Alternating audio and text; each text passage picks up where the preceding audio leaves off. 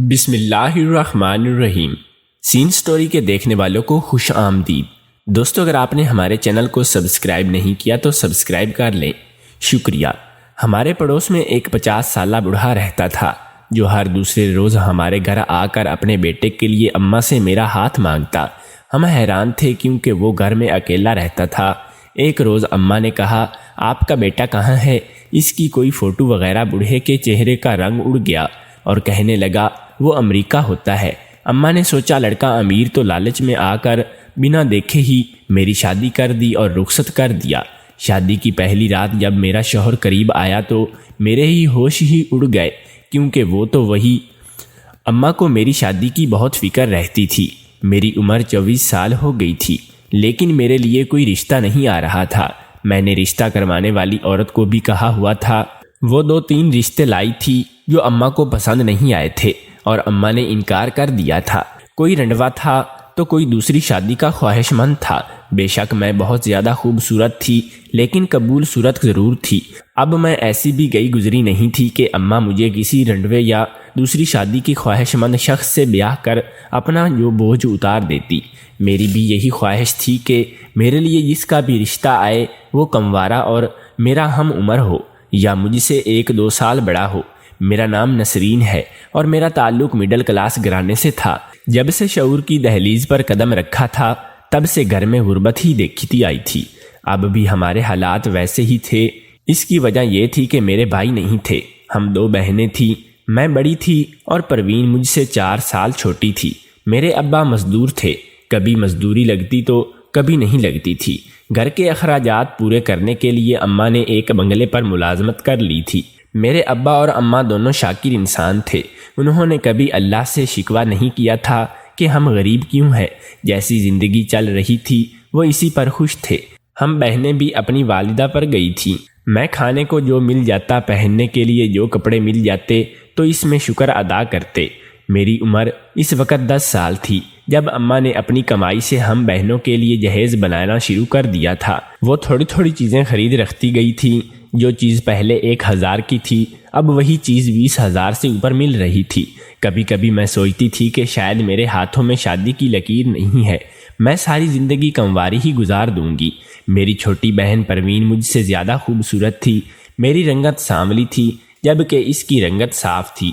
میں اپنی بہن کو دیکھ کر کبھی احساس محرومی کا شکار نہیں ہوئی تھی۔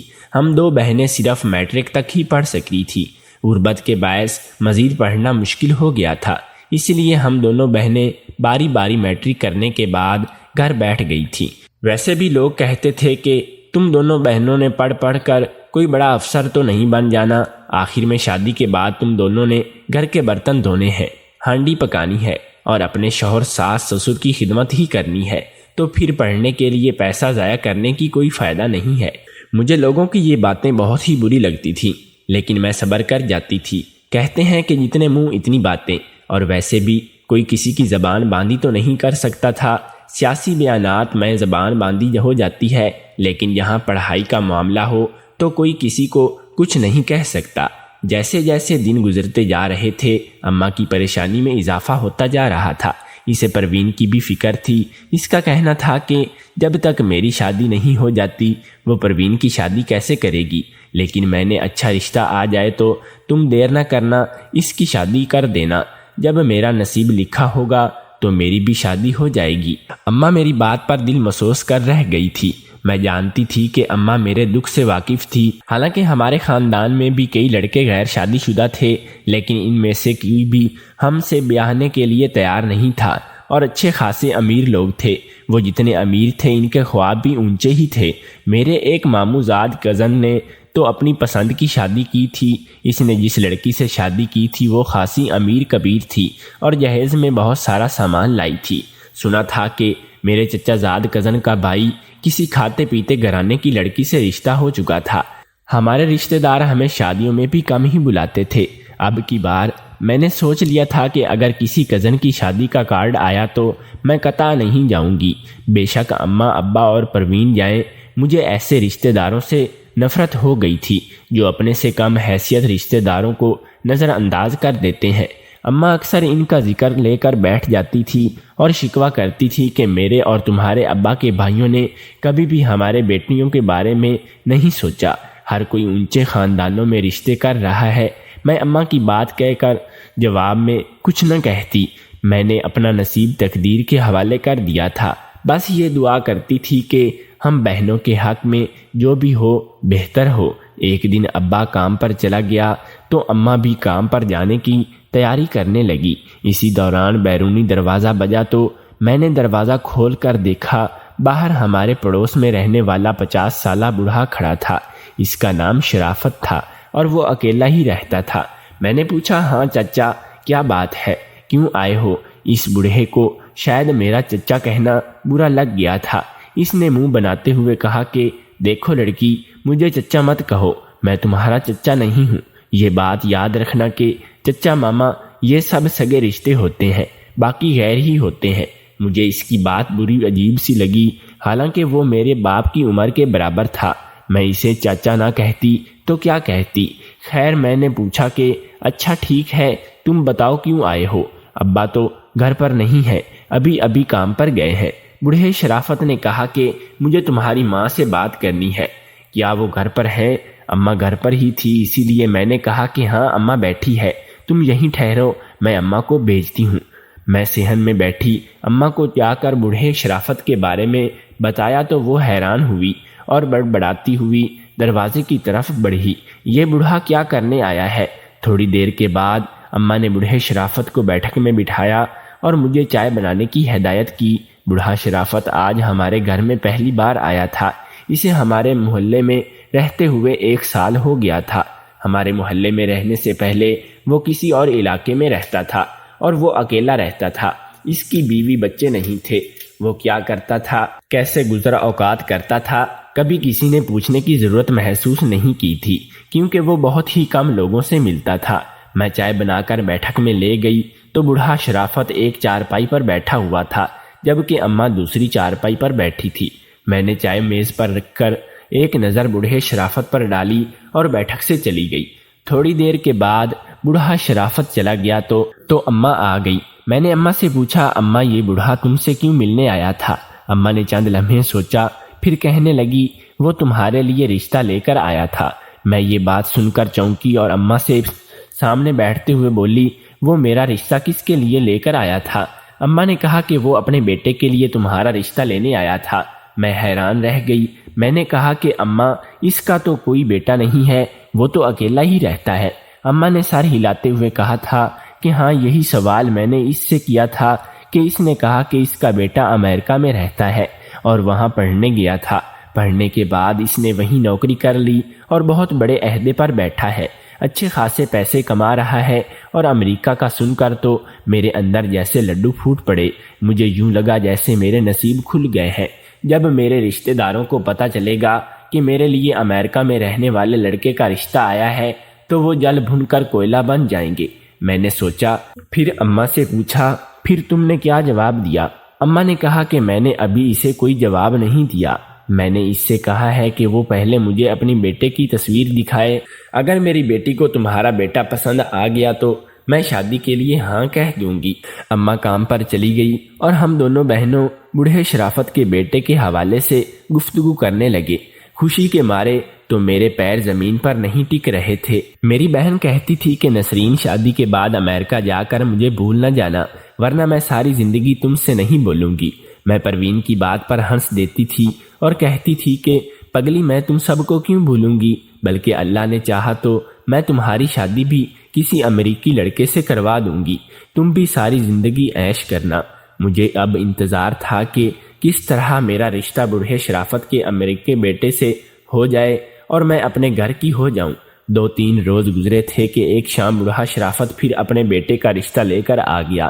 اس وقت ابا بھی گھر پر تھا۔ ابا نے کہا کہ وہ میں رشتہ دینے پر کوئی اعتراض نہیں ہے، لیکن تم پہلے اپنے بیٹے کی تصویر دکھاؤ۔ تصویر کے نام پر بوڑھے شرافت کا رنگ اڑ جاتا تھا، وہ گڑبڑا جاتا تھا اور کہتا تھا کہ میرے پاس میرے بیٹے کی تصویر نہیں ہے، جو تصویر پہلے تھی وہ گم ہو گئی ہے۔ تم رشتہ پکا کرو، جب میرا بیٹا امریکہ سے پاکستان آئے گا تم لوگ اسے مل لینا، میرے والدین بے حد سادہ طبیعت کے تھے، انہیں اللہ کی گائیں کہا جائے تو زیادہ بہتر ہوگا۔ بوڑھے شرافت نے تو کہہ دیا تھا کہ جب اس کا بیٹا امریکہ سے واپس آئے گا تو وہ اسے ابا سے ملوا دے گا۔ اماں نے تو بوڑھے شرافت سے یہ بھی کہا تھا کہ آج کا دور تو جدید ہے، واٹس ایپ نے پوری دنیا کے انسانوں کو ایک دوسرے کے قریب کر دیا ہے، تم واٹس ایپ پر بھی اس کی تصویر منگوا سکتے ہو۔ بوڑھے شرافت کے پاس موبائل فون نہیں تھا، وہ فون استعمال ہی نہیں کرتا تھا، اس لیے اس نے معذرت کر لی اور کہا کہ میں گھر میں اس کی تصویر ڈھونڈتا ہوں، شاید مجھے مل جائے۔ اگلے روز وہ اپنے بیٹے کی تصویر لے کر آ گیا۔ ابا اور اماں نے تصویر دیکھی تو ان کی آنکھیں کھلی رہ گئیں۔ لڑکا صحت مند، جوان اور گورا چٹا تھا۔ بوڑھے شرافت نے بتایا کہ وہ میرے بیٹے کی کچھ دن پہلے سے تصویر ہے، مجھے اس تصویر کے بارے میں زیادہ نہیں تھا۔ ابا نے اس سے پوچھنے کے لیے کچھ دنوں کا وقت مانگا تھا، وہ جلد بازی میں کوئی غلط قدم نہیں اٹھانا چاہتے تھے۔ اماں نے بوڑھے شرافت کے بیٹے کی تصویر اپنے پاس رکھ لی تھی اور مجھے بھی دکھائی دی تھی۔ مجھے تو پہلی نظر میں ہی لڑکا پسند آ گیا تھا اور میں اٹھتے بیٹھتے امریکہ جانے کے خواب دیکھنے لگی تھی۔ اماں ابا روزانہ میرے رشتے کے لیے حوالے سے بات چیت کرتے رہتے تھے، لیکن کسی نتیجے پر نہیں پہنچ سکے تھے۔ میں چھپ چھپ کر ان کی گفتگو سنتی رہتی تھی۔ بالآخر ابا نے فیصلہ کیا اور بوڑھے شرافت سے بات کی کہ جب تک تمہارا بیٹا امریکہ سے واپس یہاں نہیں آ جاتا میں یہ رشتہ نہیں کر سکتا، اس کا یہاں آنا ضروری ہے۔ بوڑھے شرافت کے چہرے کا رنگ اڑ گیا، کہنے لگا میرے بیٹے حشمت سے بات ہوئی تھی، وہ جس کمپنی میں کام کرتا ہے اسے وہاں سے چھٹی نہیں مل رہی، لیکن اس نے کہا ہے کہ وہ تمہاری بیٹی سے ٹیلی فون پر نکاح کر لے گا۔ ابا اس کی بات پر کسی طرح بھی راضی نہ ہوا۔ ابا کی یہی شرط تھی کہ لڑکے کو امریکہ سے واپس پاکستان آنا چاہیے، تب ہی وہ میری شادی اس کے بیٹے سے کرنے کے لیے راضی ہوگا۔ بوڑھا شرافت پریشان ہو گیا تھا۔ جاتے جاتے اس نے کہا تھا کہ اچھا ٹھیک ہے، میں حشمت سے بات کرتا ہوں۔ میں نے ایک بات خاص طور پر نوٹ کی تھی، بوڑھا شرافت ہر صورت میں اپنے بیٹے کے لیے میرا رشتہ لینا چاہتا تھا۔ اس کی کیا وجہ تھی کسی کی سمجھ میں نہیں آ رہا تھا۔ ابا بھی اپنی شرط پر ڈٹ گیا تھا۔ میں دل ہی دل میں اللہ سے دعا مانگ رہی تھی کہ جو بھی ہو ہمارے حق میں بہتر ہو۔ اماں اس رشتے پر دل و جان سے راضی ہوئی تھی، وہ کسی بھی طرح یہ رشتہ گنوانا نہیں چاہتی تھی، کیونکہ اس کی نظر میں لڑکا امیر تھا اور امریکہ میں نوکری کرتا تھا۔ شادی کے بعد وہ مجھے بھی اپنے ساتھ امریکہ لے جائے گا۔ اماں کی کوشش تھی کہ میرا رشتہ حشمت کے ساتھ جلد از جلد ہو جائے۔ اسے ڈر تھا کہ کہیں بوڑھے شرافت کا ارادہ نہ بدل جائے اور وہ کسی اور لڑکی کو اپنے بیٹے کے لیے پسند کر لے۔ چنانچہ اماں نے ابا سے کہا کہ وہ رشتے کے لیے ہاں کر دے۔ ابا اماں سے بہت محبت کرتا تھا، اس لیے اس نے اماں کی بات مان لی، اور پھر وہ جب 2 دن کے بعد بوڑھا شرافت رشتے کے سلسلے میں ابا کی رائے جاننے کے لیے آیا تو ابا نے ہاں تو کر دی، لیکن یہ شرط بھی رکھ دی کہ جب تک اس کا بیٹا امریکہ سے پاکستان آئے گا تو وہ تب ہی نکاح کرے گا۔ بوڑھا شرافت خوش ہو گیا۔ اگلے روز اس نے آ کر بتایا کہ میرا بیٹا حشمت 1 ہفتے کے بعد آ رہا ہے، تم لوگ شادی کی تاریخ رکھ لو۔ شادی کے 2 دن کے بعد وہ اپنی بیوی کو لے کر امریکہ چلا جائے گا، کیونکہ اسے بڑی مشکل سے چھٹیاں مل رہی ہیں۔ میری شادی کی تاریخ رکھ دی گئی۔ میری شادی 10 تاریخ کو رکھی گئی تھی اور اسی ہی دن حشمت نے امریکہ سے آنا تھا۔ بوڑھے شرافت نے کہا تھا کہ شادی انتہائی سادگی سے ہوگی، کیونکہ حشمت کو زیادہ بھیڑ چال پسند نہیں ہے۔ چنانچہ ہم نے شادی کی تیاریاں شروع کر دی اور اماں کو تو خوشی کا کوئی ٹھکانہ نہیں رہا تھا۔ اس نے جب محلے کے لوگوں کو بتایا کہ میری بیٹی کی شادی بوڑھے شرافت کے بیٹے امریکہ میں رہنے والے بیٹے سے ہو رہی ہے تو وہ سب میری قسمت پر رشک کرنے لگے۔ اماں نے شادی میں زیادہ لوگوں کو مدعو نہیں کیا تھا، چند محلے والے اور گھر کے افراد تھے۔ جیسے جیسے شادی کی تاریخ قریب آ رہی تھی میرے دل کی دھڑکنیں بھی بڑھتی جا رہی تھی۔ میں سوتے جاگتے حشمت کے خواب دیکھتی تھی۔ میں اس کے سنگ امریکہ کی سڑکوں پر سیر کرتی پھر رہی ہوں۔ کبھی ہم کسی مال میں شاپنگ کر رہے ہیں تو کبھی کسی ہوٹل میں بیٹھے کھانا کھا رہے ہیں۔ میں تو تصوراتی دنیا میں جیسے کھو گئی تھی۔ پروین کی وہی رٹ تھی کہ امریکہ جا کر میں بھول نہ جانا۔ آخر وہ وقت آ ہی گیا جس کا خواب ہر لڑکی دیکھتی ہے۔ مجھے مایو بٹھا دیا گیا پھر مہندی کی رات گزر گئی اور بارات والی رات آ گئی۔ حشمت کی فلائٹ کا وقت شام 6:30 بجے تھا، لیکن ساتھ پھر 8 اور 9 بج کر، لیکن حشمت امریکہ سے واپس نہ آیا۔ میرے گھر والے پریشان تھے، خود بوڑھا شرافت بھی بہت پریشان تھا۔ وہ بار بار اپنے بیٹے کو کال ملا رہا تھا، لیکن اس کا نمبر بند جا رہا تھا۔ رات 10 بجے بوڑھے شرافت کا حشمت سے رابطہ ہوا تو اس نے بتایا کہ وہ ابھی امریکہ سے روانہ ہو چکا ہے اور رات 1-2 بجے تک پاکستان پہنچ جائے گا۔ یہ سب سن کر اماں ابا پریشان ہو گئے۔ سب کی سمجھ میں کچھ نہیں آ رہا تھا کیا کریں۔ میں بھی دلہن بن کر اپنے کمرے میں بیٹھی تھی، حشمت کے آنے کا انتظار کر رہی تھی تاکہ وہ آئے اور نکاح ہو، لیکن وہ ابھی امریکہ میں ہی تھا۔ مجھے ان ارمانوں پر اوس پڑتی محسوس ہوئی تھی۔ مجھے اپنے خواب ٹوٹتے ہوئے محسوس ہوئے۔ باہر صحن میں اسی حوالے سے گفتگو ہو رہی تھی۔ آخر کار طے پایا کہ میرا حشمت کے ساتھ ٹیلی فون پر نکاح کر دیا جائے اور رخصتی بھی کر دی جائے۔ جب حشمت امریکہ سے آئے تو وہ سیدھا ہی اپنے گھر اپنی دلہن کے پاس چلا جائے گا، ایسا حشمت نے کہا تھا۔ پھر نکاح خواہ نے ٹیلی فون پر ہمارا نکاح پڑھا دیا۔ بوڑھے شرافت نے حشمت کو ایجاب و قبول کرایا تھا جو سب نے سنا تھا۔ اس طرح میرا نکاح حشمت کے ساتھ ہو گیا اور میں اس کے بوڑھے باپ یعنی اپنے سسر کے ساتھ رخصت ہو کر اس کے گھر چلی گئی۔ چونکہ ہمارے گھر قریب تھے اسی لیے مجھے حجلہ عروسی میں بٹھا کر وہ سب چلے گئے تھے اور میں اپنے بوڑھے سسر کے ساتھ حشمت کا انتظار کرنے لگی۔ بوڑھے سسر نے بتایا کہ وہ حشمت پاکستان پہنچنے والا ہے۔ میں حشمت کا انتظار کرتے کرتے نیم دراز ہو گئی تھی۔ میں سارا دن کی تھکی ہوئی تھی، اسی لیے جیسے ہی نیم دراز ہوئی تو اونگ آ گئی۔ پتہ نہیں مجھے سوئے ہوئے کتنی ہی دیر ہوئی تھی کہ اچانک مجھے آہٹ محسوس ہوئی تو میری آنکھ کھل گئی۔ میں اٹھ کر بیٹھ گئی۔ باہر سے مردانہ آوازیں سنائی دیں تو میں سمجھ گئی کہ حشمت آ گیا ہے۔ چنانچہ میں نے جلدی سے گھونگھٹ اوڑھ لیا اور حشمت کے دیکھنے کے لیے بےتاب ہو گئی۔ میرا دل زور زور سے دھڑک رہا تھا، ایسے جیسے پسلیاں توڑ کر باہر نکل آئے گا۔ کچھ ہی دیر گزری تھی کہ مجھے دروازہ کھلنے کی آواز سنائی دی۔ حیا کے مارے میرا سر مزید جھک گیا اور میں سمٹ گئی۔ پھر دروازہ بند ہونے اور قدموں کی چاپ سنائی دی، لیکن میں ویسے ہی سر جھکائے بیٹھی تھی۔ آنے والا یقیناً حشمت ہی تھا۔ وہ میرے پاس آ کر بیٹھ گیا اور میں منتظر رہی کہ وہ میرا گھونگھٹ اٹھائے۔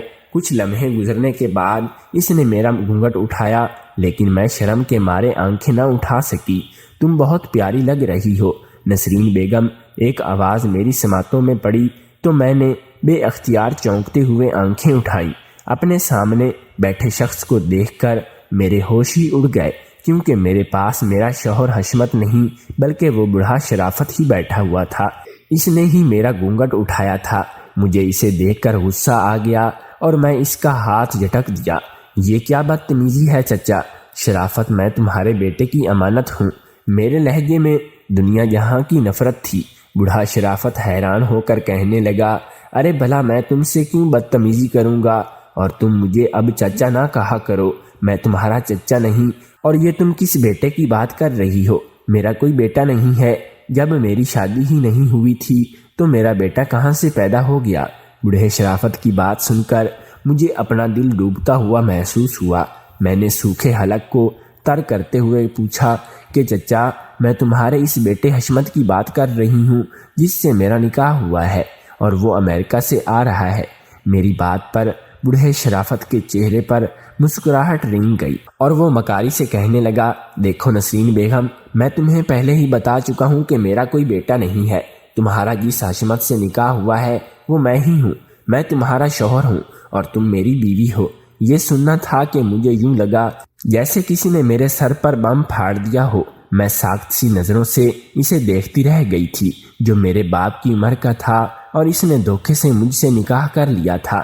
اس نے بتایا تھا کہ میرا پورا نام حشمت شرافت ہے۔ میں شادی کرنا چاہتا تھا۔ مجھے جتنے بھی رشتے دکھائے گئے وہ سب بیوہ یا متعلقہ عورتوں کے رشتے تھے، جبکہ میں کنواری لڑکی سے شادی کرنا چاہتا تھا۔ میں رشتے کی ہی تلاش میں تھا کہ میری نظر تمہاری ماں باپ پر پڑی۔ تمہارے ماں باپ بے حد معصوم اور سادہ ہیں، اسی لیے مجھے یقین ہو گیا کہ اگر میں ذرا سی کوشش کروں تو تمہارے ماں باپ میرے جھانسے میں آ سکتے ہیں۔ چنانچہ میں نے منصوبہ بنایا اور تمہارے ماں باپ کو بتایا کہ میرا حشمت نام کا بیٹا امریکہ میں رہتا ہے۔ تمہاری ماں لالچ میں آ گئی تھی کہ اس کا داماد امیر کبیر ہے اور اسی لیے وہ رشتے پر راضی ہو گئی اور یوں ہماری شادی ہو گئی۔ اتنا کہنے کے بعد بوڑھے شرافت کی مکار چہرے پر مزید مکاری پھیل گئی اور میں بغیر پلکیں جھپکے اسے دیکھتی اس کی باتیں سنتی رہی۔ اس نے حشمت کی جو آواز سنائی تھی وہ اس کی اپنی ہی تھی اور اس نے آواز بدل کر پہلے ریکارڈنگ کی تھی اور نکاح کے وقت وہ ریکارڈنگ چلا دی تھی اور حشمت سے یوں باتیں کی تھیں جیسے واقعی حقیقت میں باتیں ہوں۔ مجھے تو یقین ہی نہیں آ رہا تھا کہ دنیا میں بوڑھے شرافت جیسے بھی دھوکے باز انسان موجود ہے جو دوسروں کی غربت اور سادگی سے فائدہ اٹھا لیتے ہیں۔ مجھے اپنے والدین کی سادگی پر افسوس ہوا تھا کہ انہوں نے چھان بین نہیں کی تھی، صرف بوڑھے شرافت کی باتوں پر یقین کر لیا تھا۔ بوڑھے شرافت نے فرضی حشمت کی جو تصویر دکھائی تھی وہ اس کی اپنی جوانی کی تصویر تھی۔ اب چونکہ کہ وہ ڈھل چکا تھا اسی لیے وہ تصویر سے میچ نہیں کرتا تھا۔ اس رات میں بہت ہی روئی تھی، میرے سارے خواب چکنا چور ہو گئے تھے۔ اگلے دن میں صبح ہی جب بوڑھا شرافت سو رہا تھا اپنے گھر چلی گئی تھی اور ابا اور اماں کو ساری بات بتا دی تھی۔ میری بات سن کر وہ سب ہی سکتے کی کیفیت میں چلے گئے تھے۔ میں بوڑھے شرافت کے ساتھ نہیں رہنا چاہتی تھی، میں اس سے خلا لینا چاہتی تھی، لیکن اماں نے یہ کہہ کر اس کے ساتھ رہنے پر مجبور کر دیا کہ شاید تقدیر میں یہی لکھا تھا، اس لیے اب تم اس کے ساتھ گزارا کرو۔ میں نے سر جھکا کر اماں کی بات مان لی۔ بوڑھے شرافت کو بھی محسوس ہو گیا تھا کہ اگر محلے کے لوگوں کو پتہ چلا کہ اس نے فراڈ کر کے مجھ سے شادی کی ہے تو وہ اسے نہیں چھوڑیں گے، اسی لیے اس نے اگلے دن وہ گھر چھوڑ دیا اور مجھے لے کر دوسرے شہر شفٹ ہو گیا۔ میری شادی کو آج 2 سال ہو گئے ہیں، میرا ایک بیٹا بھی ہے۔ میں اپنے بیٹے کے ساتھ بوڑھے شوہر کے ساتھ رہ رہی ہوں۔ میری اماں ابا اور پروین کبھی کبھی مجھ سے ملنے آتے ہیں۔ میرے والدین جب بھی آتے ہیں ان کے سر جھکے ہوئے ہوتے ہیں جبکہ چہروں پر شرمندگی ہوتی ہے۔ مجھے اپنے والدین سے کوئی گلہ نہیں تھا کیونکہ اس میں ان کا کوئی قصور نہیں تھا۔ اگر ان کا قصور تھا تو صرف اتنا تھا کہ وہ بہت سادہ مزاج کے تھے اور اپنی اسی سادہ مزاجی کے باعث وہ دھوکہ کھا گئے تھے۔ میری والدین سے اپیل ہے کہ اپنی بیٹیوں کا رشتہ کرنے سے پہلے لڑکے کے بارے میں چھان بین ضرور کر لیں، ایسا نہ کہ آپ بھی میری طرح کسی بوڑھے سے دھوکہ کھا جائیں۔ شکریہ۔